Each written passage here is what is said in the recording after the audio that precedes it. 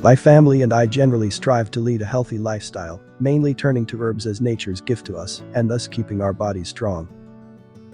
As for the biological rosehip itself, years ago, while walking at the foothills of the Balkan Mountains from its southern part, I noticed a farmer who was making a huge plantation with some kind of plants. I got interested and found that it was a stand of rosehips, and then I began to read in depth about the rosehip as a fruit. And I found that globally at that moment there was about a 30% shortage of rosehip raw material. This provoked in me the desire to create such a similar business, and precisely at a time when I needed to diversify the business with which I was previously involved. And over time, reading about the rosehip as a fruit, I found that the rosehip is the only fruit in the plant world that contains the entire range of vitamins from A to 2R, in combination with minerals such as potassium, calcium, magnesium, zinc, selenium, etc.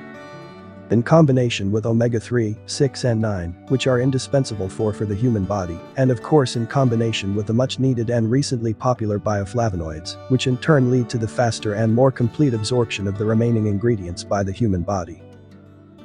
And so, at the end of 2013, the idea of creating such an enterprise arose. Researching this business in general for 2 years, I found that there are other rosehip processors in Bulgaria, but such a specialized enterprise for processing rosehips, as in our case, does not exist. The colleagues mainly process the rosehip to the point of drying and, in the best case, separating it into its main components husk and seed, and sell the rosehip as raw materials mainly in Europe.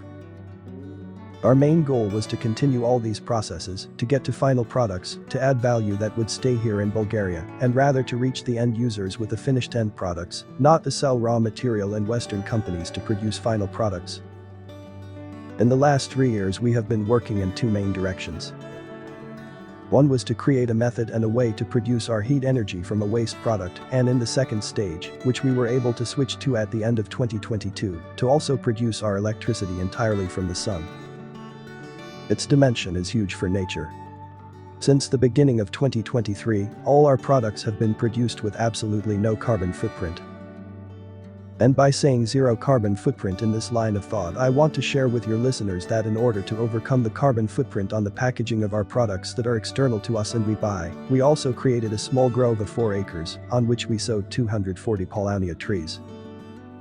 It is the wood that processes the most and in this way we overcome the carbon footprint of both the packaging and the carbon footprint that remains from our means of transport that serve our business.